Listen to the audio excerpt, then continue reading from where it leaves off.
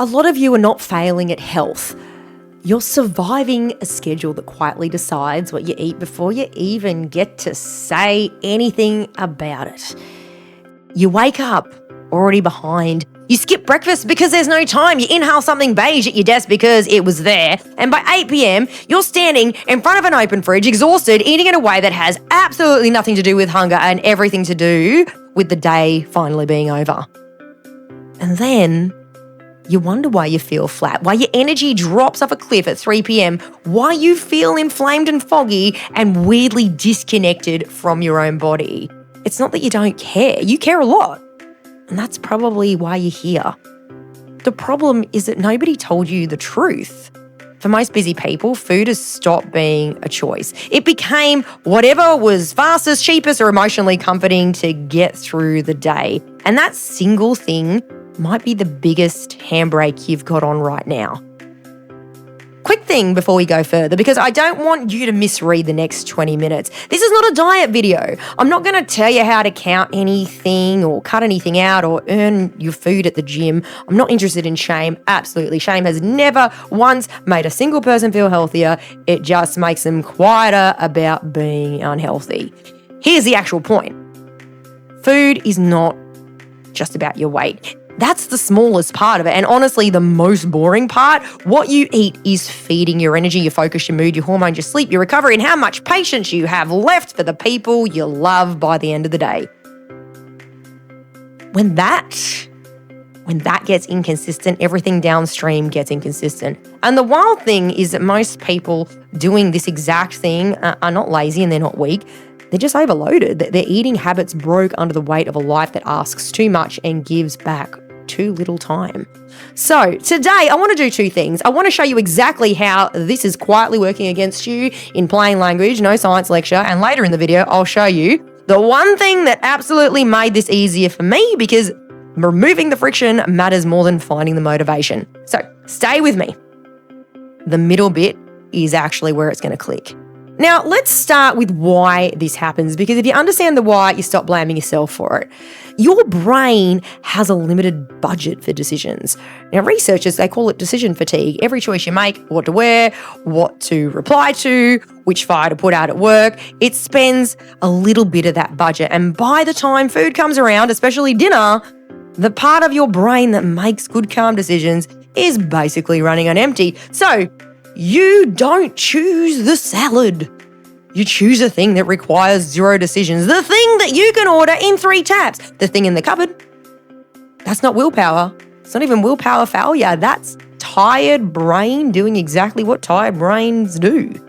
Then there's time, or the lack of it. You know how to eat well. That's the frustrating part. And you're not missing information. What you're missing is a free hour to shop, prep, cook, and clean 5 or 6 times a week on top of everything else. So healthy eating becomes this thing that you're always about to start on Monday, next week, after this period of busyness ends, right? Except the busy period, it never actually ends, does it? And that's the I'll start Monday loop, right? And every Monday you don't. And so then you feel a little worse about yourself, which makes the whole thing heaps heavier.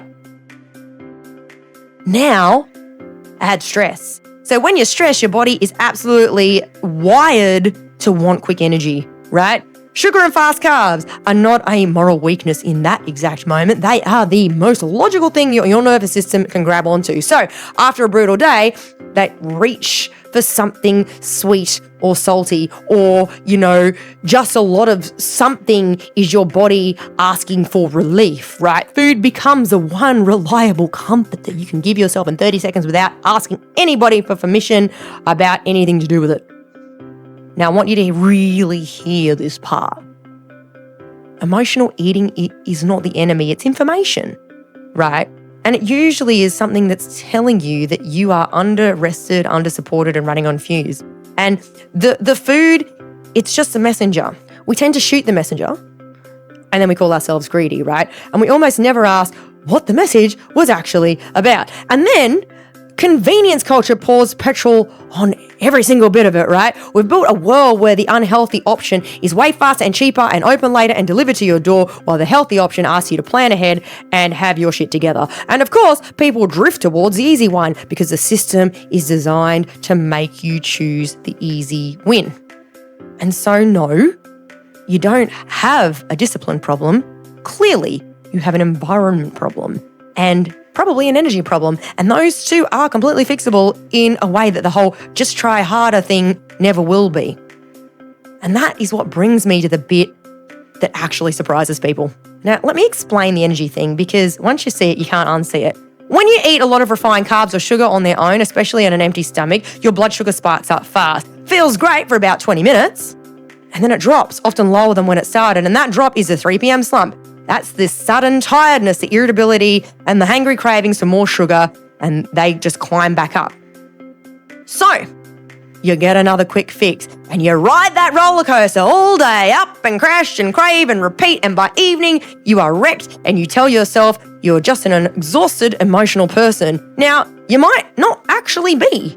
You might just be on a blood sugar roller coaster that you never agreed to actually get on, right? Even though you hit the height limitations, right? The fix is not dramatic. It's pairing things, yeah? Protein, fiber, some fat alongside your carbs that slow the spike right down. You get a steadier line instead of peaks and crashes. Steadier lines mean steadier energy, steadier mood, and way fewer cravings. And that's most of the game right there. Now, cravings.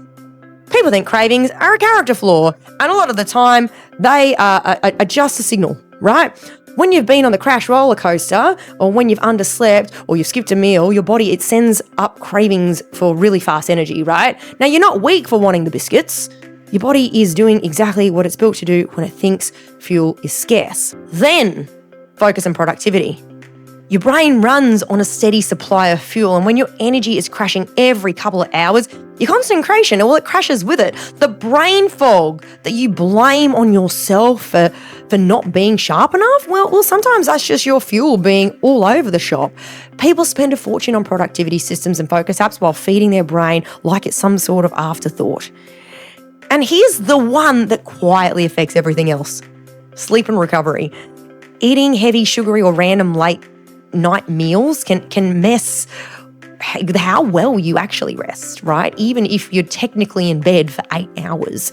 Bad sleep, it then makes you crave more sugar and fast food for the next day because tired bodies hunt for quick energy. So poor eating, it wrecks your sleep, and poor sleep, guess what? Wrecks your eating. And obviously they feed each other. Pun fully intended here, right? And mood. Now, this is not me being soft. The gut and the brain are absolutely in constant conversation. So when you're running on rubbish fuel, like a bin chicken, inconsistent meals, and, crashes all day, your emotional baseline, it takes a hit, clearly. So you're more reactive, you got shorter fuses, you're flatter, you snap at people that you love, and you don't even know why. So when I say food is the handbrake, this is what I mean, okay? It's not about a number on a scale. It's about whether you get to feel like yourself. Now, most people are walking around as a dimmer version of who they actually are, and then they think that dimmer version of them is just them now. It's often not, right? It's usually the fuel. Okay, so people hear all this and then they go really big, right? Sunday night, full reset, new diet, 12 chicken and broccoli containers, a whole friggin' shebang, and it works for about 4 days. And then one late night meeting, it hits, right? One late night meeting, that's all it takes. Or they're tired. Or someone brings cake to the office and then they eat the cake. And here is exactly the moment where it all falls apart. Not because of the cake, but because of the story they tell themselves about the cake. Well, shit's hit the fan, I've ruined it. Right? That sentence has done more damage than any dessert ever has, right? One slightly off choice becomes a write-off for the whole day, which becomes the whole week, which becomes, oh yeah, I'll start again Monday. And then, yeah, we're back in the loop, right? And so this all or nothing thinking, it's the silent killer of consistency. People think the diet failed them. The diet didn't fail. The standard was impossible.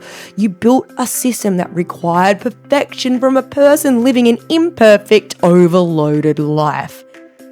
Now, here's a reframe that actually changes things. Consistency beats perfection every single time. And it's not even close, right? Someone eating reasonably well most of the time who shrugs off the days and just carries on will run absolute 100% absolute circles around the person doing it perfectly for 9 days and quitting for 3 weeks out of guilt. Yeah? The goal was never to be perfect. The goal is to make the okay choice, the easy choice often enough that it stops being a battle. You don't need to win every meal. You need to stop quitting the whole freaking game over one bad inning. Make sense? So if you've started and stopped 100 times, right, you're not the problem. The all or nothing setup is the problem. So let's get rid of that.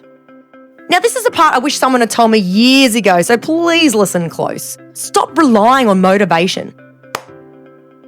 This is the part where I wish someone had told me years ago, so listen close. Stop relying on motivation. Motivation is a feeling, and feelings are weather. They come and then they go, and you cannot build a life in a mood, right? What you can build a life on is a system, because a system works even on the days that you feel like garbage. The single most useful question in all of this isn't how do I get more discipline or more motivation? No, it's how do I make the healthy choice the path of least resistance, right? Because remember what we said at the start, after a long day, you don't choose the hard option, you choose the one with the fewest decisions and the least effort always. So the whole strategy is this: make the good option the lazy option. Now, that means cutting down decisions. If a healthy meal is already there, already sorted, requiring zero thought when you're fried at 7 p.m, you're going to eat it. Okay, if it requires shopping, cooking and cleaning, you won't. Not because you're weak, but because you're a human, being a human being, and you're just tired. Now, what it does mean is preparing for the version of you that's exhausted, not the version of you that's motivated on a Sunday afternoon. Future you, the one who just got home wrecked, is the one who actually makes a decision. So set that person up to win. And what this means is removing barriers before they show up, right? The reason takeaway wins is that it's frictionless. And so your job is simple. Make the healthy thing more frictionless than the takeaway. Whoever wins on convenience wins the day. So, when you stop trying to out-discipline a busy life and start removing the friction instead, the whole thing gets quieter. What it happens is that it stops being a fight, it just becomes what you do, which is exactly why I want to talk to you about the thing that did this exact thing for me. So I'm going to be straight with you because that's the deal we have on this channel, obviously. For a really long time, I was a person doing everything just as I described. You know, knew what to eat, never had the time, crashed every afternoon, ate like my schedule hated me. And the thing that actually broke the cycle for me was just taking the cooking decision off my plate entirely. Once again, pun intended, boom, And so I use We Feed You. And the reason it works for someone like me is that it kills the friction we just spent 5 minutes talking about. Now, here's the honest rundown, not overselling, right? The meals are healthy, properly portioned and already prepared. They're cooked fresh by actual food and health professionals and then delivered frozen, which is a really smart thing because freezing locks in the nutrients and the flavour without leaning on a load of preservatives. And they land in your freezer ready to go. So on the night you're wrecked, there's no decision to make. No shopping, no chopping, no cleaning. It's a proper restaurant quality meal, heated and on the table in minutes. And that's the friction gone. A few things I absolutely rate about it is there's no lock-in contract, so you're not trapped into anything. There's options for different goals and dietary needs, so it can bend around your life instead of the other way around. And it's suitable for people like me who eat load FODMAP, and you can do little searches by filters to get exactly the food that you prefer. And it's not just for people living alone. It's honestly a lifesaver for busy parents and also for families. So, picture the real moments. The 9 p.m. finish when you'd normally just order in again. The day you're so mentally fried after work that cooking feels impossible. The week from hell where you'd usually live on toast and regret.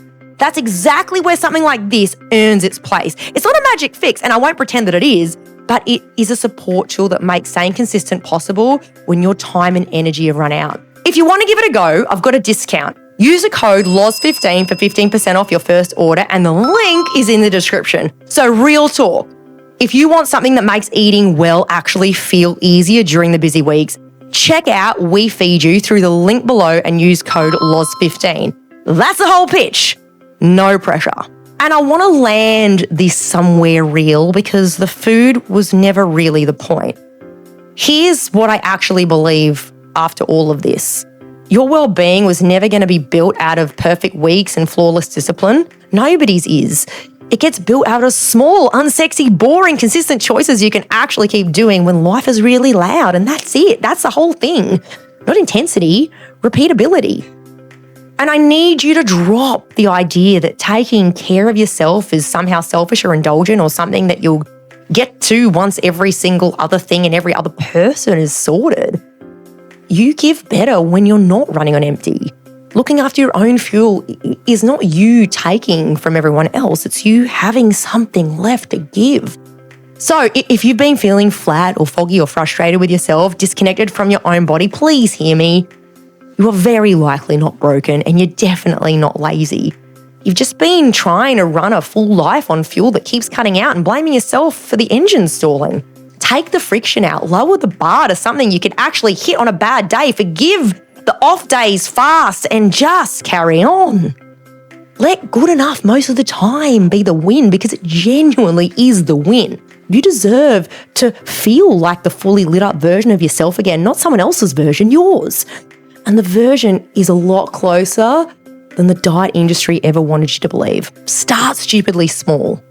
One steadier meal, one night you don't crash, then let it build. That's how this actually works, yeah? Quietly, over time, without the drama. If any part of this hit a bit too close to home, please do me a favor. Drop a comment and tell me where you actually struggle. Is it the time, the energy, the stress eating, or the start again Monday loop? I read these comments and you absolutely have no idea how much it helps other people to know that they're not the only one. Hit like if this made you feel a bit more seen and a bit less judged because that tells the algorithm to push it to someone who really needs to hear it today. Subscribe if you want more of this, the honest version, none of the perfect wellness nonsense. And if you know someone who's exhausted and quietly beating themselves up about food, send them this. Don't lecture them, just send it quietly and then let them feel understood for once. That's me. Look after your fuel and I'll see you in the next one.